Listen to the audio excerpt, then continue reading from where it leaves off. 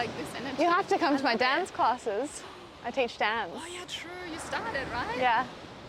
This Thursday night. That would be so cool. It's so fun. Ready? We're ready. Yeah? We're ready. Okay. Welcome, Serena, to This Is Presence Thank today. you for having me. Thank you for joining. We start at the very beginning. You've lived in places like Melbourne and Los Angeles before moving here to Perth. Tell us more about the beginning. What were those chapters in your life about at that moment? So I guess the chapter of LA was being a teenage girl, which you could not pay me enough money to go back to be a teenage girl. So I guess LA was growing up there. I was originally born in Melbourne, grew up in Los Angeles. Moved there when I was 12, which was quite a hard time to move, going from being like a full-on tomboy, like just having your life kind of for you, and then going to LA, and then suddenly like everything that you had kind of been used to completely like taken away overnight. So it was a lot of adjusting, and I think as a teenager you're already asking those questions like, who am I, what the hell am I doing here? And I think that was very much heightened with this other crisis of not having any friends at the time, and developing this whole of like, who am I, existential crisis. So with that, I just kind of, like I found the teenage years quite hard in LA, if I'm being honest, and then moved to New York from there, and then moved to... By yourself or with your family? Well, I followed a boy there, so I think like, you know, when you're kind of having a bit of an existential crisis, you're just kind of like, I'm just going to put all my problems on a relationship and then just like not ask the big questions, right?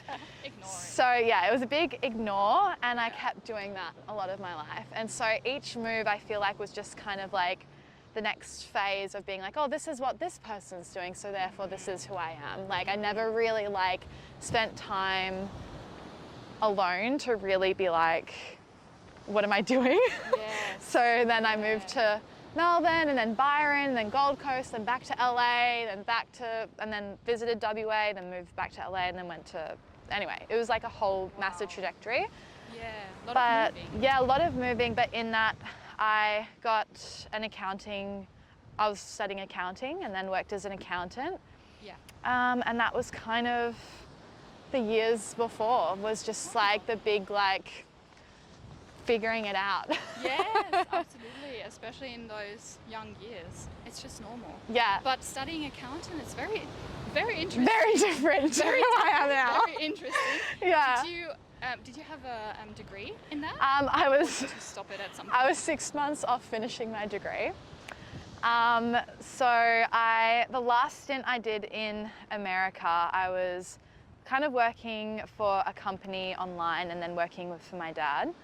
And I was trying to make something work in LA, and it just didn't feel right. And that's actually when I got my yoga teacher training, because I was having all these existential crises like, what am I doing here? I don't know who I am. And so then in that time, kind of mum's idea was to push and say, why don't you just get your yoga teacher training, like while you're in lockdown anyway. It's like another round of COVID in LA. So that was then the first time when you kind of experienced yoga? No, so actually mum has been doing yoga for a very long time. So my great grandmother was a yoga teacher, and then so everyone in my family has done yoga. It's just passed down, and you've met my nan, like she does yoga. And so then I, as a teenager, had a lot of teenage issues like, you know, depression, anxiety. I had eating disorder, like the works, insomnia, I had it all. I was not a very happy teenager. And so mum would try to get me to come to yoga with her.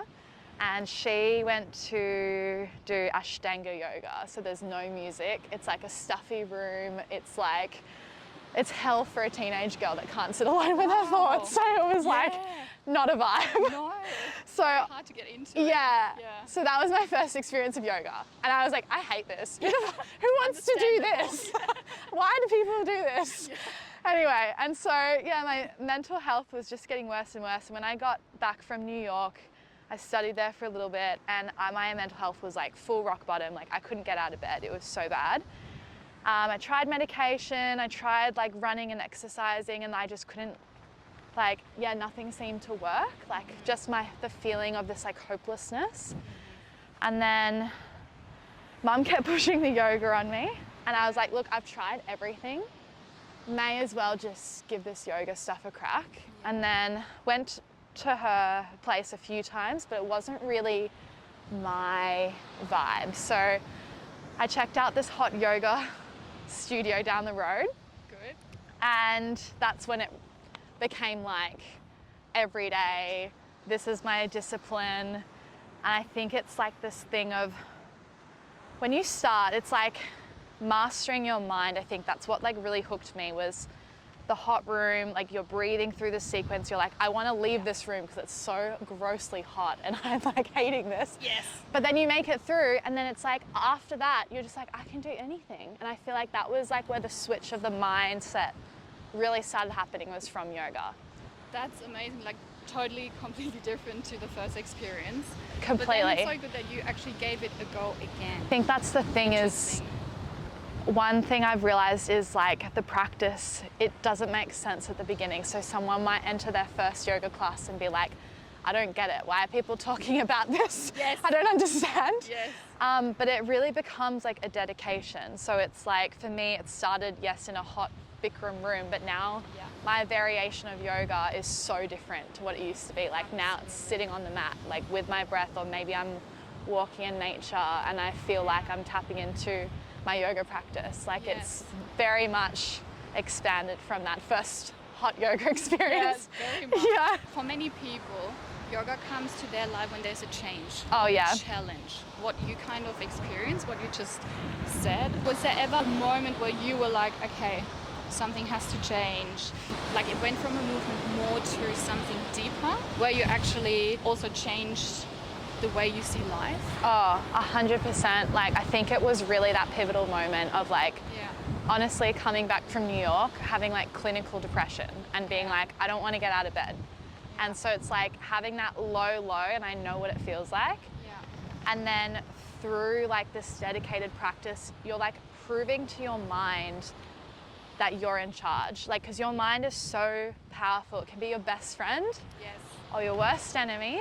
And so I think from that point forward, I just developed this mindset that was like, I'm just not going to give in to the stories that my mind tells me. Like, so after that, that's when I went back to university, went and I enrolled back into an accounting degree, moved to Melbourne, got a job, like all this momentum started. But it was like, I understand when you're at that point where you're like, how do you make that first step?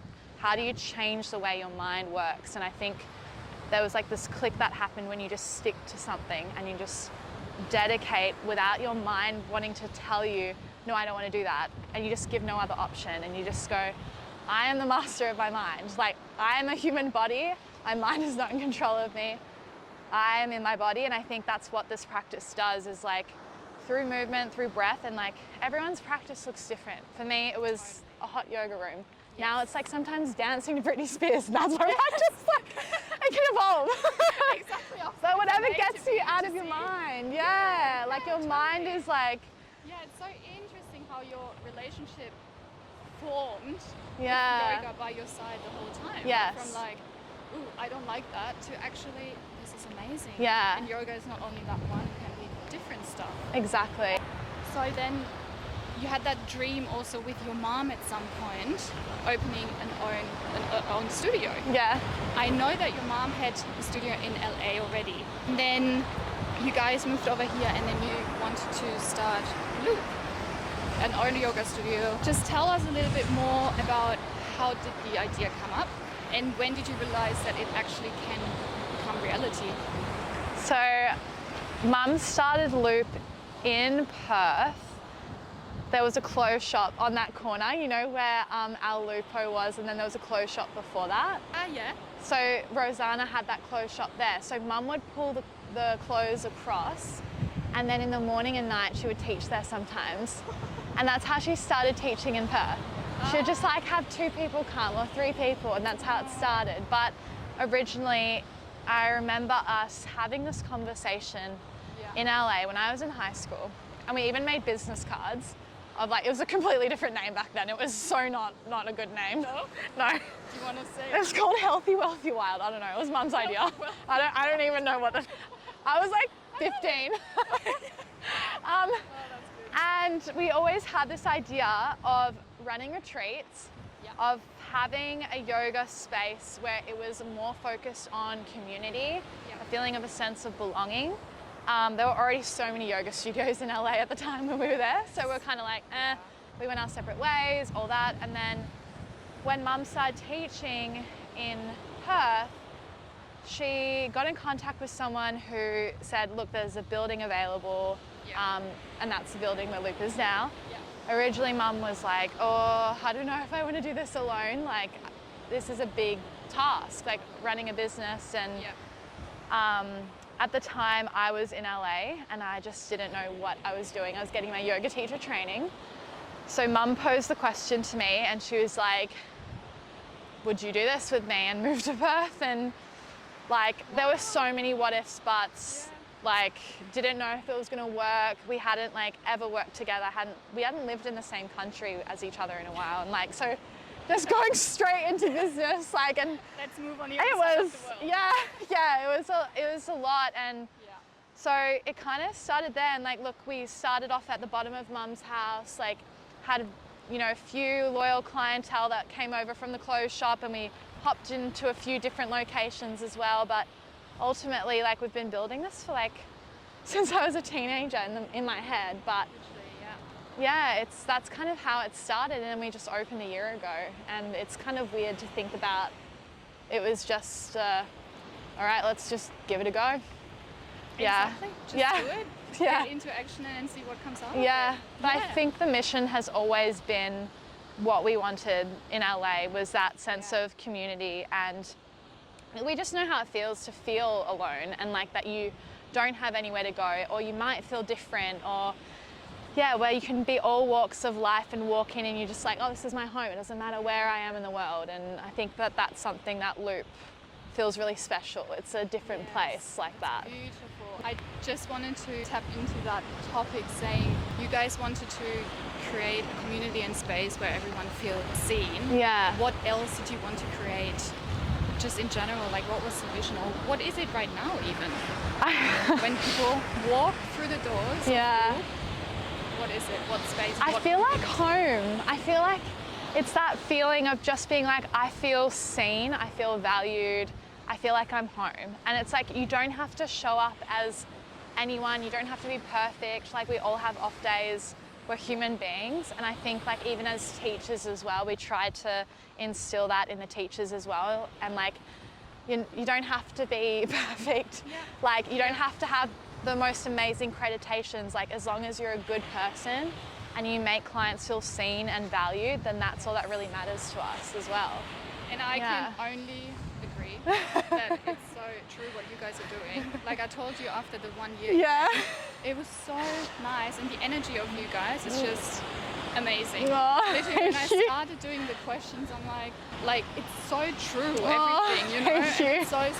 So really well done. A lot of it, I like obviously have to credit Mum. I think having the two different generations has been so impactful. I think it's so easy for someone my age to get caught up into what's trending, and like, you know, making sure that you're staying relevant and looking at Instagram, but it's like, all of that is not real. People are looking for genuine connection, and I think just kind of cutting out the noise of like what you see, and you just go, okay, like, what feels good in my heart?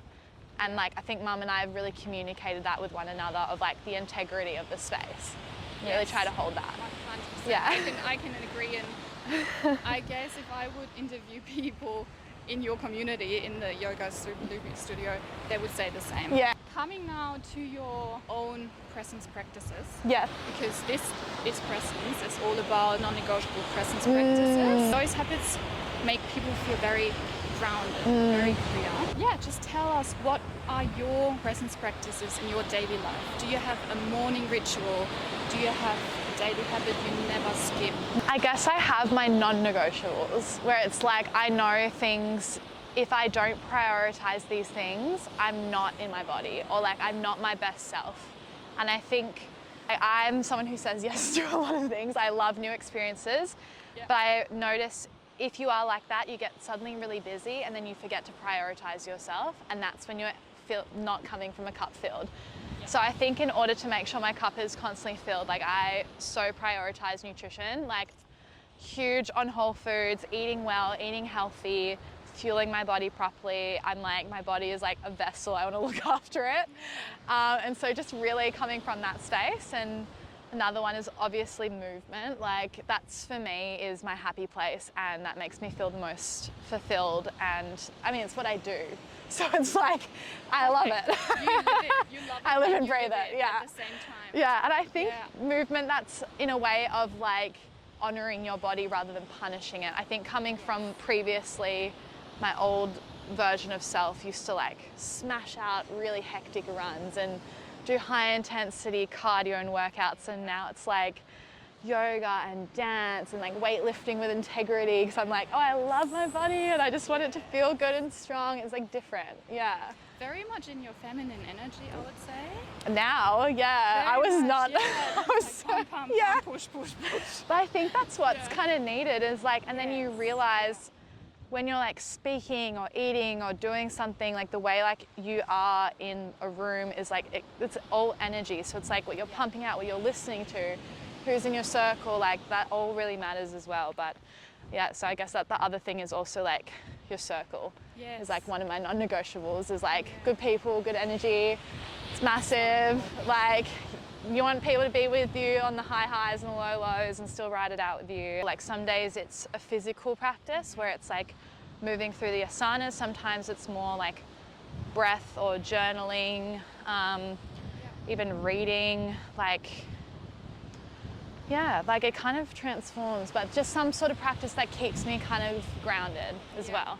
Yeah. So kind of like you can see it as a toolbox. Yes. And whatever comes into your life, you're struggling with, Yeah. you have a challenge, you have that, like you open your toolbox and then you're like, oh, I think for that challenge or problem I need a dance class. Exactly. And for this challenge in a relationship or whatever it is, I need to journal about that. Oh, 100%. So it's always so good to have like that toolbox and pick your tools where you know exactly, okay, this will help me to get through it. Or And to different seasons of life ask Yes. for different things. Yes. So it's like sometimes I have gone like full down the whole spiritual realm and like deep dived and journaled and read all the books and just closed the doors and did my practice. And then sometimes I'm like, no, I feel like I need connection and I need like energy. And so it's like then dance or like, you know, movement practice or like hitting in the gym or like something else. And I think it's just, yeah, like you said, having that toolbox and being like, okay, like I know these are my non-negotiables. These are what make me feel like me, and I can pull from these when I need it. And it's so amazing to know you have that. Yeah. It's so strong, Yeah. I feel like, and you know exactly what you need Yeah. at that moment. So something, what you said, what I really love is that we don't have to be one-dimensional. So we can be spiritual and introspective, but we can also be playful, expressive, strong, ambitious. All your presence practices help you with it. 100%, Yeah, right? I think they really helped me come back to this place of being like, I don't need to prove anything. I think that's the hardest thing. I think when, I don't know, I'm sure a lot of yoga teachers find the same thing, but when you get that yoga teacher training, you look on Instagram and you're like, okay, what does a yoga teacher look like? And I'm like, I'm not that. I'm not this person, like I'm not this perfect guru, yogi, like I get sad, I get like, I'm up and down, like I don't know what to do with my emotions sometimes, where to put them. And it's like, it's so hard to not compare yourself and say, oh, I need to have this training or that to be worthy of like holding a class of people or like for someone to listen to me. Yeah. So I think it's just kind of turning the noise off and going, this is coming from my heart. And I know that this is a space that helped me.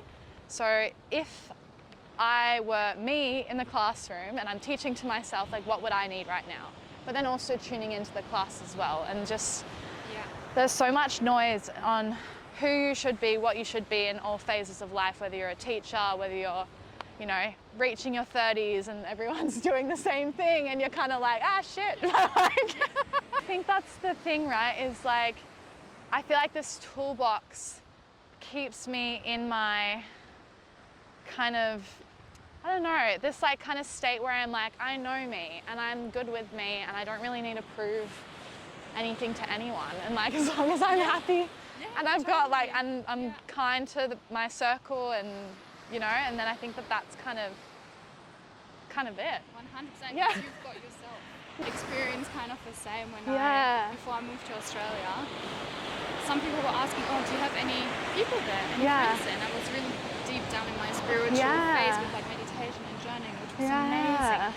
And I always said to them, no, but I've got myself. Of course, you crave some community, but if you're so sure within yourself, you just attract everything else. Yeah. And this is an amazing feeling, I think. Yeah. And look, it ebbs and flows. Like, yes, 100%. even with the toolbox, there'll be moments where you're just like, oh my God, what am I doing with my life? And like, it's just part of being alive, is like that journey. And like, as long as you kind of know where to put that energy, like I think a lot of people struggle with like self-regulation and like knowing where to put the energy. And it's like, okay, you've got movement, you've got breath work, you've got these practices, you've got your people, you've got all of these tools. I think that like the limiting thing that I've found with myself, with like, you know, whether you're in a community or a friendship group, is like these limiting beliefs or thinking that you need to be one-dimensional. And it's like, for me, being a yoga teacher, I was like, oh, well, this means I have to be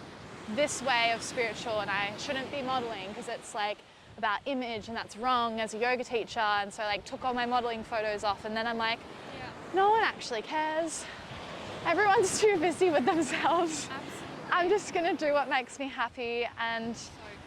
I think that, now I'm teaching dance because I love it, and I'm not a dance teacher, but like, You do just so do many it. different things. Yeah. And modeling and this. Yeah. And I think those practices help you to just stay authentic as well. Like, no, I can be this, but then I can be a little bit of that as well. Just have fun. Like, life is for having fun and experiencing it. So it's like, and living, exactly. Do you think that presence practices help people to stay clear, to stay focused when they feel stuck or when they're disconnected? Oh, 100%. There's so many different variations of what a presence practice can look like for someone. And I think people think that you need to meditate for like 30 hours a day to be present. But truthfully, like, just noticing your next breath coming in through your nose and out, you're arriving here. And I think one of the things I've found with a lot of people is that they don't know how to bring themselves into presence. And I think a lot of us are either stuck in the past of this like reoccurring habitual or like reoccurring mindset that we're just like replaying the same things over and over again. We can't get out of it. Or some of us are so stuck in the future that we're not actually like enjoying what is now, and like we're building, which is great. That's part of it too. Like we're building a future. We like to grow. We like to evolve. That's part of being human. But if we don't have a way of bringing us to now, then what's the point? Like, we're constantly seeking for something outside of ourselves. But it's like the whole happiness is like being missed because it's like this. Like, we only have so much time like with this moment. And I think bringing things out of your mind and into your body helps. So for some people, it might be painting, or it might be writing, or it might be seeing their friends, it might be going for an ocean swim. Like, for me, I know it's movement, I know it's my practice, like whether that's breath work, whether that's journaling, whether that's mindfulness, like whatever that looks like. Sometimes it's writing music, sometimes it's singing, sometimes it's dance, and and again, it's just that toolbox of coming to it. And I think that people who are successful are people that are able to continue momentum. I think it's like a stamina thing, and I think that you need to find a way to bring yourself back in order to stay and continue on. Business practices really make a huge difference for success. And it also totally. I agree. And that was beautiful said. Thank you. Very nice summary. Thank you. So 5 rapid fire questions. Oh, okay, let's go. So it's just like this or that. Okay. So it's just like a little fun. Okay. Sunrise or sunset yoga? Sunrise. Planning everything or going with the flow? Oh, I'm kind of a control freak. But I found that I've had so much more enjoyment now that I'm learning to let go. Yeah. So I'm gonna say I'm second now. Yes. Trying. Los Angeles energy or Perth beach life? Perth beach life. Recharging batteries by yourself or in social surroundings? Oh, by myself. And the last question, a book or a podcast? Nothing beats a good book, honestly. Just Yes. curled up, just vortex Yes. book. Thank you very much for that. That was so nice. That was so Thank you fun. I Very wonder how this nice. is going to go, but it's so true when you're walking. It just makes it so much easier. Right? Instead of sitting like I feel like when you sit, it's like you kind of like do this weird thing. Here, I'll get on your Yeah. level so that it's Yeah. like no. I go down maybe. Yeah. That feels good. That's so cute.